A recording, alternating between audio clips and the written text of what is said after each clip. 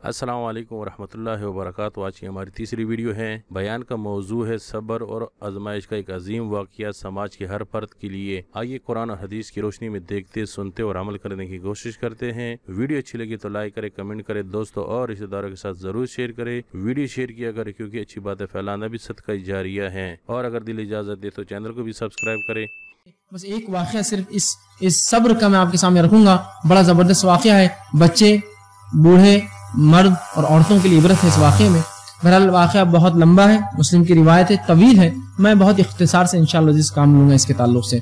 आप सल्लल्लाहु अलैहि वसल्लम फरमाते हैं, इस वाक़े को अल्लाह रब्बुल इज़्ज़त ने कुरान में सूरतुल बुरूज सूरह नंबर 85 की इब्तिदाई आयतों के अंदर 10 बयान किया है। अस्हाबे उख़दूद का वाक़या फरमाया, क़ुतिल अस्हाबुल उख़दूद के मार दिए गए उख़दूद वाले, गढ़े वाले लोग। ठीक, अब ये वाक़या क्या है? जब सहाबा ने पूछा ये उख़दूद का मामला क्या है, ये गढ़े वाले लोग कौन थे, तो बड़ा जबरदस्त वाक़या आप सल्लल्लाहु अलैहि वसल्लम सुनाया कि आपने फरमाया तुमसे पहले कौमों में एक कौम थी, बनी इसराइल का वाक़या है गालिबन। तुमसे पिछले ईमान वालों में ईमान वाले थे और एक कौम थी। उस बस्ती में जो है एक बादशाह था और उस बादशाह के पास एक जादूगर था। वो जादूगर जूं बूढ़ा होने लगा, उसने कहा बादशाह, वो ख्वाबों की ताबीर इस तरह की कामा करता, नुजूम तारों को देखकर तकदीर बताता। उसने कहा बादशाह सलामत, मैं बूढ़ा हो चला हूँ, मैं मर जाऊंगा, लिहाजा तुम एक बच्चा मेरे पास लाके दो जिसको मैं तालीम दूं जादू का इल्म, ताकि मेरे बाद वो आपकी मदद करता रहे। मुनादी दी गई, एक बच्चा सेलेक्ट किया गया, चुना गया। वो बच्चा जब महल की तरफ जाता अपनी बस्ती से निकलकर, तो रास्ते में एक राहिब दीनदार इंसान था जो कि बादशाह के जुल्म की वजह से बस्ती में नहीं रहता था, बस्ती से अलग रहता था, इसलिए कि बादशाह अपने आप को खुदा कहता था, वो अपने आप को रब समझता था। तो ये राहिब जो दीनदार इंसान था, वो बस्ती से हटकर एक जगह जंगल में रहता था। जब नौजवान वहां से गुजरता तो उस राहिब से मुलाकात हुई। वो राहिब उसको कुछ दीन की बातें बताता खामोशी में। वो बच्चा वो बातें सीख कर महल जाता, जादूगर से जादू का इल्म सीखता और वापस घर जाता। यूं ही रोज होता रहा। अब बच्चा जो उस राहिब के पास बैठकर इल्म सीखने लगा तो ताखिर देर होने लगी, और जब वो महल जाता तो उसको जादूगर मारता और कहता तू ताखिर देर से क्यों आया? तो उसने कहा ऐ राहिब, जब मैं तुम्हारे पास बैठता हूँ तो जादूगर मारता है, जब घर देर से जाता हूँ तो घर वाले मारते हैं, मैं क्या करूं?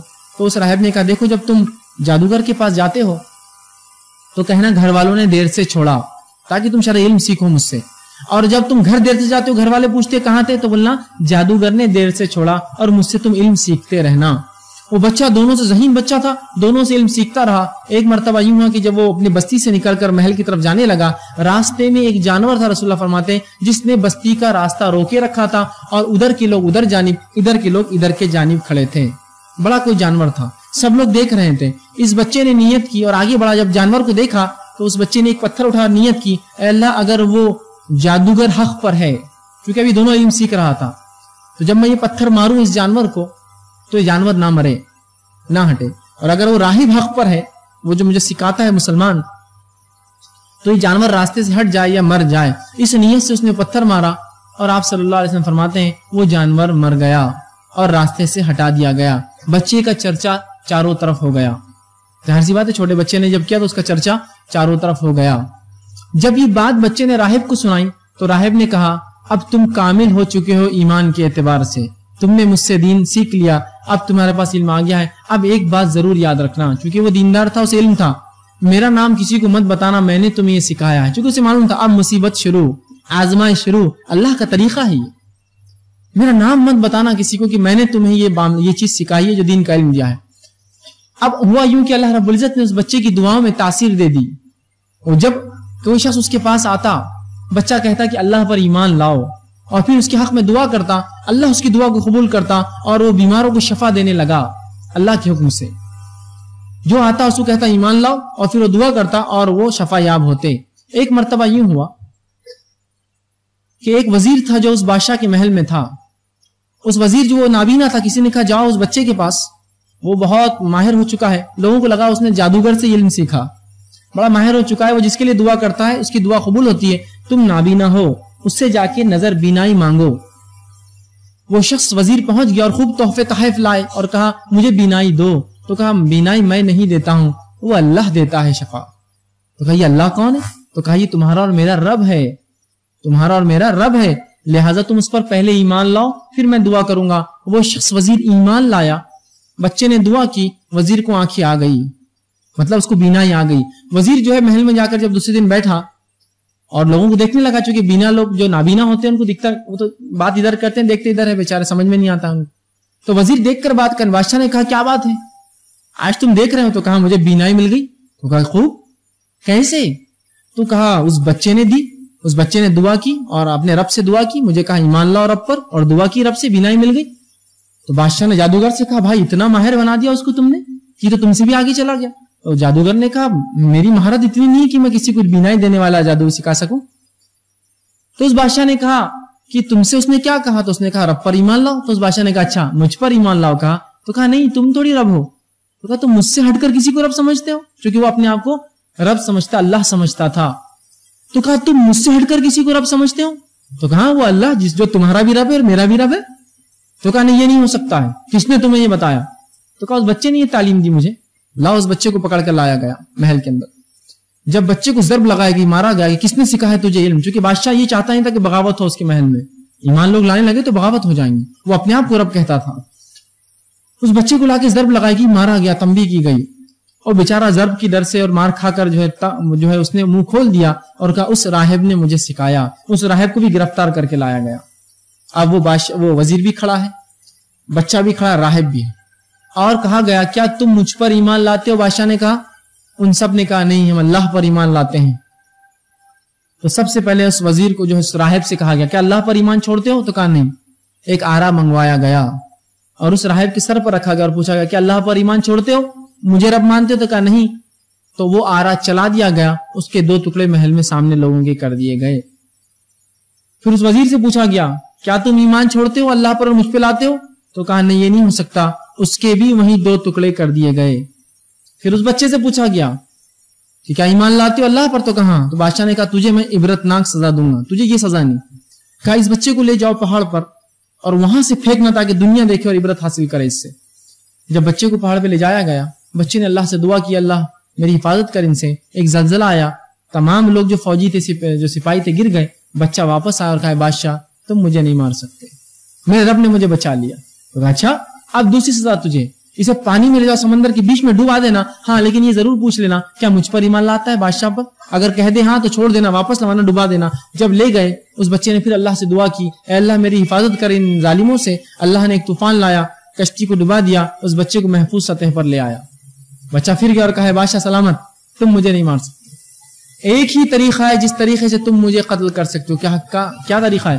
تو کہا مجھے سب سے اونچے مقام پر لے جاؤ اپنے علاقے کے, اور تمام اپنے بستی اور شہر والوں کو, ملک والوں کو جمع کرو اس مقام پر, اور ان کے سامنے میرے ترکش سے ایک تیر نکالو جو میں دوں گا تمہیں, اور اس تیر کو لے کر یہ کہنا بسم اللہ رب الغلام, کہ اللہ کے نام سے جو اس لڑکے کا رب ہے, اور پھر وہ تیر میرے سر پہ مارنا تو ہی میں مر سکتا ہوں. بادشاہ نے کہا میں تو چاہتا ہوں. اس نے منادی لگائی, لوگ جمع ہوئے, ایک پہاڑ پر اس بچے کو لے جایا گیا جہاں سے لوگ دیکھ سکتے تھے, اور بادشاہ نے اس کے ترکش میں سے ایک تیر لیا اور وہی لفظ کہے بسم اللہ, اللہ کے نام سے رب الغلام جو اس لڑکے کا رب ہے, اور تیر اس کے سر میں جا کر بیچ میں لگا, اور وہیں اس لڑکے نے گردن ڈال دی اور وہ مر گیا.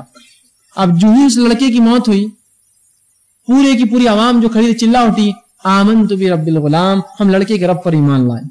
کیونکہ لڑکا حق تھا, لڑکا حق پر تھا, اس نے صبر کیا, اور اسے پتا تھا اگر میں جیوں گا تو دعوت اتنی لمبی نہیں دے سکتا ہوں. اس کو اللہ نے حکمت دی, اس کی موت نے پورے کے پورے ملک کو ایمان لا دیا, اس کا صبر. تو سب نے کہا آمنت برب الغلام, ہم سب ایمان لائے لڑکے کے رب پر. اب وزیروں نے کہا یہ تو پہلے ہم 3 لوگ اور 2 لوگ اور 4 لوگوں سے پریشان تھے, اب تو پوری بستی ایمان لائے, اب کیا کریں, کچھ نہ کچھ تو حل نکالنا پڑے گا. تو بادشاہ نے کہا ٹھیک ہے. مشورہ ہوا اور یہ طے ہوا کہ بڑے بڑے گڑھے کھودے جائیں گے, اخدود گڑھوں میں آگ لگائی جائیں گی, اور بستی کے لوگوں کو لایا جائے گا, پوچھا اللہ پر ایمان لاتے ہو بادشاہ پر, جو کہ اللہ پر پھینک دو, جو کہ بادشاہ پر چھوڑ دو. اور لوگوں کو جمع کیا گیا بڑے بڑے گڑھوں کے سامنے, لیکن لوگ ایسا پختہ ایمان لائے تھے بیچارے وہ, اور انہوں نے صبر کیا اس پر ایمان کے بعد, کہ جب لا کر انہیں کھڑا کیا تو پوچھا جاتا اللہ پر ایمان لائے یا بادشاہ پر, وہ کہتے اللہ پر, اٹھا کر پھینک دیا جاتا. یہ کوئی مذاق نہیں ہے, یاد رکھیے. پیچھے ایک انسان کھڑا جو دیکھ رہا میرا بھائی جل کر مر رہا ہے نیچے, دوسرے کو لا کر کھڑا جاتا, وہ کہتا نہیں میں ایمان لا, اللہ پھینک دو مجھے بھی. حتیٰ کہ تمام بستی کے لوگوں کو اس نے جلا دیا, آگ میں ڈال دیا. آخر میں ایک عورت تھی جس کے سینے سے اللہ کے رسول فرماتے ایک بچہ لگا تھا، اس نے یہ سوچا کہ میں اپنے بچے کے لیے جھوٹ بول دیتی ہوں، اب کوئی دیکھنے والا بھی نہیں میرے اطراف، سب مر چکے ہیں جو ایمان لائے، تاکہ میں اس کی زندگی بچا لوں۔ جب یہ نیت اس نے کی تو اللہ رب العزت نے اس بچے کو زبان دی اور اس نے کہا میری ماں تو حق پر ہے اور کود جا، اور پھر عورت اس بچے کو لے کے اس آگ میں کود گئی۔ تو رسول اللہ فرماتے ہیں ایسے 4 بچے ہوئے جنہوں نے ایسی عمر میں بات کی جس عمر میں بچے بات نہیں کرتے۔ ایک عیسیٰ علیہ السلام چھوٹے تھے، ایک یوسف علیہ السلام کے واقعے کے اندر جس نے گواہی دی زلیخا کے خلاف، دوسرا بچہ وہ تھا۔ تیسرا بچہ ایک جریج، ایک واقعہ تھا، بہرحال ایک طویل واقعہ، اس کے اندر ایک بچے نے گواہی دی۔ چوتھا فرماتے ہیں اصحاب اخدود کا بچہ، اس نے بھی ایسی عمر میں بات کی کہ عموماً بچے بات نہیں کرتے۔ اب آئیے اس واقعے کے اندر جو نصیحتیں تھی، صبر کے جو واقعات تھے، کیا کیا تھے۔ سب سے پہلے اس راہب کا صبر، اسے پتا تھا اگر میں ایمان کی دعوت دوں گا تو مصیبت مجھ پر آنے والی ہے، پھر بھی اس نے اپنے ایمان کو چھپایا نہیں اور بچے کو حکمتاً تعلیم دے دی، ایمان بتایا۔ دوسرا، اس وزیر کا ایمان دیکھیے آپ اور اس کا صبر دیکھیے۔ وزارت، پوسٹ بہت بڑی چیز ہوتی ہے۔ ہم آج کل ہم دیکھتے ہیں چھوٹی چھوٹی پوسٹ کے لیے ہم بھکاریوں جیسا پھرتے ہیں لوگوں کے پیچھے، اور وہ جو چاہے ان کو رب سمجھ ان کے سامنے جھکتے ہیں۔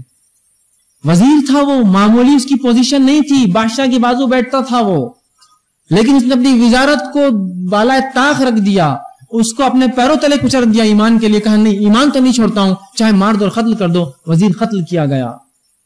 پوزیشن ہولڈنگ تھا نا، ایک عام آدمی تو پھر بھی قربانی دے سکتا ہے، اس کا ہے کیا، یہ وزیر تھا، لیکن اللہ پر جب ایمان لایا، اس لیے میں نے کہا اس قصے کے اندر ہر پوزیشن اور ہر کسی کے لیے ایک عبرت اور نصیحت ہے۔ اس راہب کے لیے ایک نصیحت ہے کہ وہ ہاتھ سے کچھ نہیں کر سکتا تھا، زبان سے کچھ نہیں تو خاموشی میں تعلیم دے دی، صبر کیا اپنی تکلیف پر، ایمان نہیں چھوڑا، اس کو قتل کیا گیا، وہ اللہ کے راہ میں شہید ہوا۔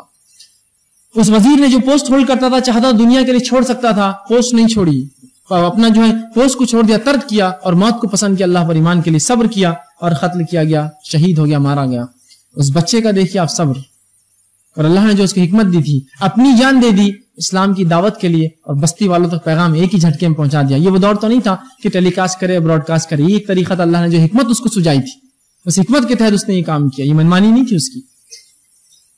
اور اس بچے کی قربانی دیکھیے، بڑے تو قربانی پھر بھی دے دیتے ہیں، اس بچے کی عظیم قربانی اس دین کے لیے، اور وہ اس کے لیے مارا گیا اور شہید ہوا۔ اور پھر اس پوری قوم کی قربانی دیکھیے، ہر بڑا اور چھوٹا اور عورت اور مرد سب آگ میں کودنا پسند کیا، ایمان چھوڑنا پسند نہیں کیا، اور آخر میں اس ماں، اس عورت کی اور اس چھوٹے بچے کی قربانی دیکھیے کہ اس ننھے بچے نے بھی جو ایمان کے لیے مرنا پسند کیا، لیکن وہ زندگی اس نے پسند نہیں کی، اور وہ عورت بھی اس کو لے کر کود گئی۔